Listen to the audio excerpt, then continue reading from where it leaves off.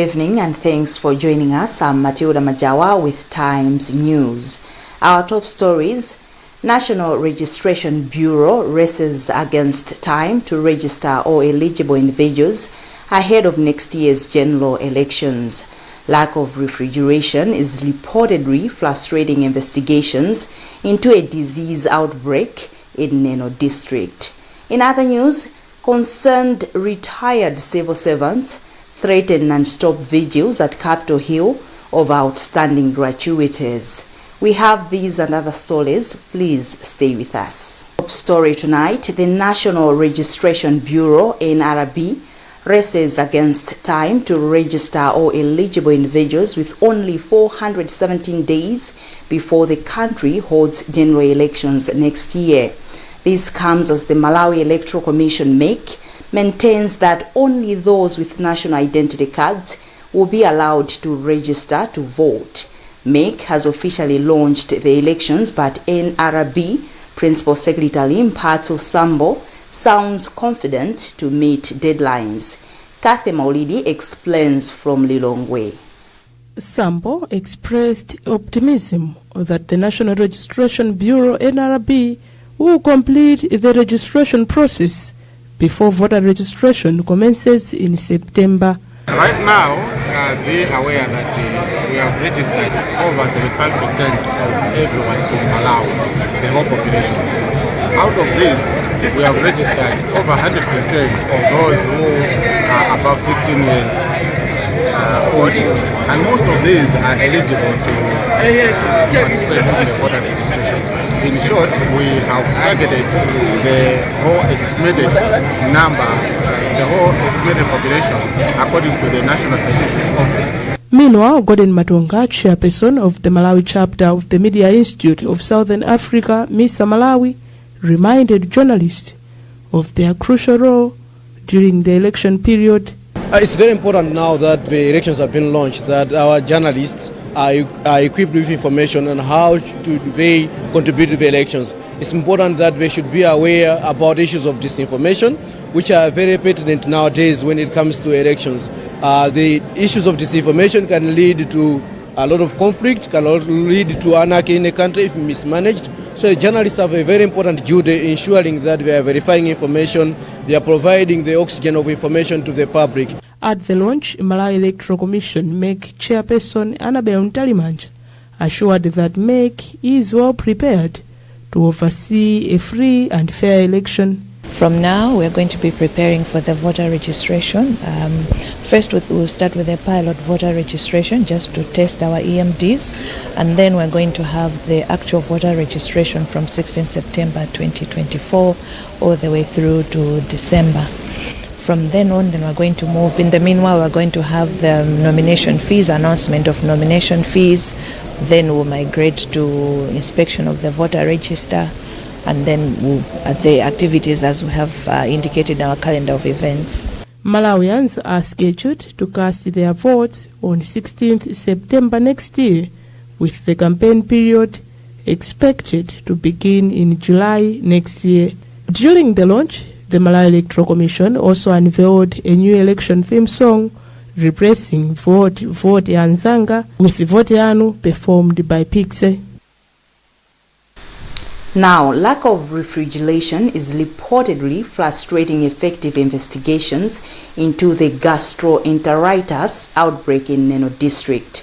The outbreak has this far killed 3 people and affected 290 others. From Neno, Blessings Tambala has a report read by Thomas Kachere. Ministry of Health spokesperson Adrian Chikumbe says preliminary diagnosis results are showing the presence of intestinal bacteria, but he adds a viral cause is also suspected. Chikumbe says the ministry is conducting further viral analysis to find out the main cause of the disease. He admits lack of refrigeration necessary for storing samples at the temperatures below 20 degrees Celsius is hindering the investigation. We have a challenge because this analysis requires that the sample get stored at a temperature minus 20 degrees Celsius, and we don't have that capacity in Neno, so we still discussing on how we move forward.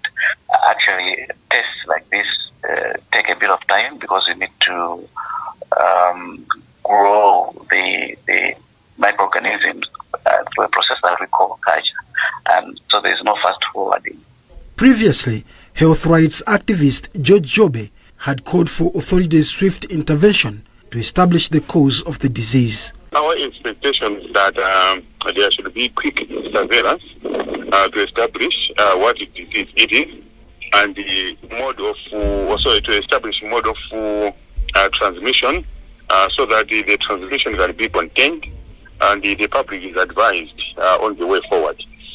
As that is happening, we also remember that previously Neno has suffered from typhoid fever, and it started as a strange disease. So studying the pattern, symptoms, and involvement of the disease to check if it is also related to typhoid fever as quickly as possible, or would be better, because we need speed response, but the response needs to first of all identify what disease it is. The outbreak has symptoms resembling someone suffering from malaria, but health authorities say none has been diagnosed with the disease.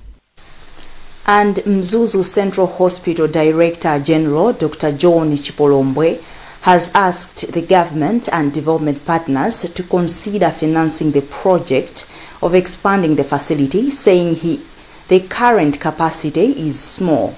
Opened in 2000, the facility targeted a small population but has seen a tremendous increase, eventually causing congestion, among others. From Mzuzu, Sam Kalimira reports.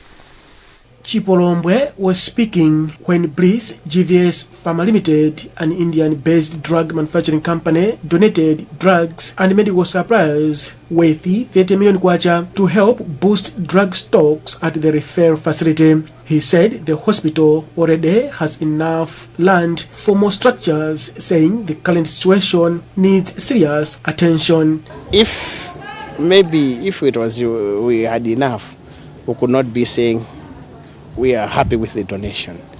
Yeah, because we as a government, we are trying as much as possible to supplement, to give, but the populations are going up. Yeah, the demand is big, and when a partner is coming to say, "Oh, want to relieve you," it's worth it to say thank you. He further appealed to well-wishers to always consult the hospital's management when they want to provide support, saying this would help to bring the most needed support. Speaking after the donation, Bliss GVS Pharma Limited Company's country manager, Visho Ro, said they decided to support the facility, looking at the importance of drugs in as far as health service delivery is concerned. Gift Machisao is the company's marketing manager for the northern region. I used to come here at Mzuzu Central Hospital to interact with the health workers and facility officials. So during my visits here, there is a need of medicines at Mzuzu Central Hospital. That's why today we are here donating these medicines. Bliss GVS Pharma Limited recently also donated drugs at Queen Elizabeth Central Hospital in Blantyre and Kamu Central Hospital in Lilongwe. Mzuzu Central Hospital receives patients from 6 district hospitals in the northern region. Still on the health front, there is hope for improved health care delivery among women, children and adolescents following the launch of the Malawi Digital Advocacy Hub. Ministry of Health and Amref Health Africa have launched the initiative. Director of Reproductive Health Dolini Ali says the platform will provide access to critical information about health. Blenda Kayo has more in this report, read by Fali Banda. Ali says the hub will give all information on how the country is committing its support towards women, children and adolescents, and how the country is progressing in its commitment. This digital hub, we have collected or put in place all the commitments together in that tool so that we'll be able to be tracking where we are going. AMREF Country Director Hester Kwimba Nyasulu says the hub has been created to track all information on how the government is performing and progressing on its commitment towards health services delivery in the country. As AMREF Health Africa, we are excited that we have supported Ministry of Health to develop an advocacy hub, a digital hub where we'll be tracking all the commitments regarding women, children and adolescents.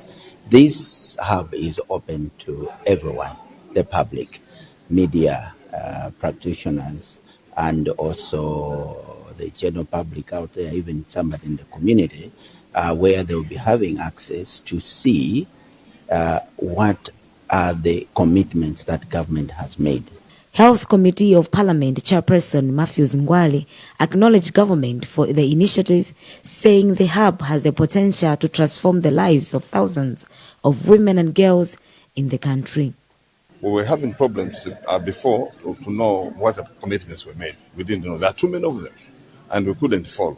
But this hub will make life easier because at the press of a button, we'll have a list of commitments. We'll have information about those commitments. And we'll also know what is being done about those commitments. We'll be able to ask the government as to what are they doing about certain of those commitments, how far they've gone. The digital hub has been developed with support from Partnership for Maternal and Child Health. The mortality rate in the country's correctional facilities declined between January 2023 and July this year. Officials says 31 deaths were recorded, a drop from the 37 deaths recorded during the same period the previous year. Pempero Malimba has the details. National Prison spokesperson Chimwemwe Shawa has attributed the decline to well-managed health sections which receive support from district health offices. This decline is attributed to our well-managed health section, which is supported by the district health offices and other key stakeholders who provide quality health services in our prisons. And we are ensuring that most prisons have clinics, and where they don't, the DHOs provide mobile clinic service. He also said the number of inmates who escape has reduced. He said between January 2023 and July 2024, they recorded 27 cases, which is below the standard of 30 cases per 10,000 inmates per year. Commenting on the development, Center for Human Rights Education Advice and Assistance Executive Director Victor Muhango said the developments are a step in the right direction. I'd like to say that they need to have someone who is a specialist in dental and also psychiatrics so that they can go to prison and check on the conditions of the prisoners. So this should be adhered to. So if you can do this, maybe we can do much better. He, however, commended the government of Malawi for increasing the workforce in the country's prisons, which he feels has helped in the reduction of number of inmates who escape from prisons. As of August 1, 2024, there were 14,300 inmates in the country's prisons. You're watching news on Times TV. We'll be back shortly after the break. Welcome back. Still in the news, some concerned retired civil servants have warned of non-stop vigils at Capitol Hill in Lilongwe as they demand for outstanding gratuities dating back to 2023 and beyond. They have since given the government 60 days to pay their gratuities. A group of the civil servants also demand that the gratuity be worked out again according to the current Reserve Bank rate. Publicity Secretary Ben Mitoshi has told journalists in Blantyre that thousands of civil servants who retired from service are living in poverty due to the government's delays. But added on to that, we want recalculation of the gratuities because there's been devaluation and it has affected the gratuities heavily, and we need recalculation so that the devaluation is taken into account and they should receive more than they were supposed to receive 2-3 years ago. And failing which, as we said, we are going to do non-stop vigils with all our dependents at Capitol Hill. And we're also going to name and shame those who we know are not doing their job because of some corrupt activities that are rampant there. Recently, the government of Malawi revealed it was borrowing about 100 billion kwacha to settle the outstanding gratuities, but it is yet to respond on the fresh calls. Malawi Union Conference of the Seventh-day Adventist Church has asked the youth to live responsible lives. The union's Health Ministry Director, Dr. Alfred Chitabanda, stressed this at the youth conference in Lilongwe. Blessings Mpinganjira reports. Speaking during the conference, Chitabanda said young people have the potential to develop the country and contribute to the Malawi 2063, but he said there is need to invest in them. He added it is the responsibility of the church to play a leading role to ensure young people are shaped into responsible citizens. The church actually is made up of people. We would like to have young people who actually have habits and they can actually develop into useful citizens in the country, useful citizens even in the church.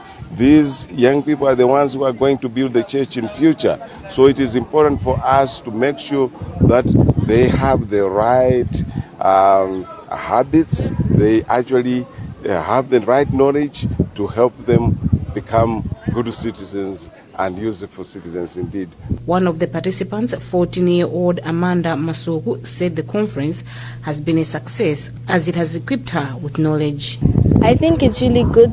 It helps with the development of a child because, you know, at this time, most children get lost in who they want to be and who they are. So this program really helps us know where we stand. The conference has attracted over 300 youth from all Seventh-day Adventist churches in Malawi. Medical Aid Society of Malawi, Maim Clinic's board chairperson, Andrex Kalinde, has underscored the significance of collaboration in the health sector for improved service delivery. He was speaking when the company launched a new clinic along the Masauko-Chipembere Highway at Clistwick in Blantyre. The clinic will be offering general medical services, pharmacy and dental services. Kalinde speaks to our reporter, Gift Sidima. One of the areas which we have to support government is to bring in these facilities. And as we are aware, we are already in Kanjeza, we are in Zomba, we are in Lilongwe, Lingaza and Area 12, and we are up north in Nzuzu in Katoto. Now, this adds more to what is there. And we haven't stopped there because we are in the process of bringing in other Mediclinic facilities for healthcare. But most important is the equipment which we have brought here. It's indeed expensive equipment, modern equipment to match our environment and the health issues in the country. Dr. James Misiri is a medical director at Maim. This is one of the clinics that has been placed in a highly density area where there's a lot of traffic, but also it's very easily accessible to the population of Malawi. So at Maim we're trying to offer the whole spectrum of care, right from preventing disease occurrence, making sure that the population of Malawi is fit, but also whenever they are sick, they should be able to have access to healthcare services as well as ambulance services. So we're trying to make sure that we provide the whole package of healthcare in Malawi. On business front, Standard Bank has supported the National Construction Industry Council with 15 million kwacha for its upcoming National Construction Conference. The conference is scheduled for August 7 to 9. Blenda Kayo with a report. Speaking on Friday during the handover ceremony in Lilongwe, head of business and commercial banking at Standard Bank, Graham Shibande, said the funds are meant to help in organization of the conference. Shibande said the funding resonates well with the bank's core purpose, which seeks to see growth of Malawi in all sectors, be it in infrastructure, mining, agriculture, and more. When we talk about building the nation, it literally starts with building, and infrastructure plays a key role in all the three areas that we've identified, be it in agriculture, tourism, mining, or manufacturing even. The role of the construction industry in making sure that we've got safe buildings, sustainable infrastructure, but also quality infrastructure that's able to withstand climate shocks, the use, but even can last us many years into the future, because these are public investments. Chief Executive Officer for NCIC, Engineer Gerard Konje, hailed Standard Bank for the support. He said the fund is a great milestone to the development of the country, saying it will support the construction industry. He added that the conference will provide opportunity for investment in infrastructure development. This boost is an indicator of greater things, because we are looking at a very big infrastructure deficit in Malawi, as well as in many African countries. For a country to develop, we need infrastructure. And I'm glad that Standard Bank is committed to driving Malawi's growth. The conference is expected to cost 100 million kwacha, and it will be held under the theme Innovative, Adapt and Excel, a quality-driven construction industry. That's the news, but before we go, the headlines again. National Registration Bureau races against time to register all eligible individuals ahead of next year's general elections. Lack of refrigeration is reportedly frustrating investigations into a disease outbreak in Neno district. In other news, concerned retired civil servants threaten non-stop vigils at Capitol Hill over outstanding gratuities. You can get more on these and other stories by visiting times.mw, liking and following our Facebook page, Times 360 Malawi, X at Times 360 Malawi, and by subscribing to 1895 by dialing star 1895 #. I'm Matilda Majawa. Good evening.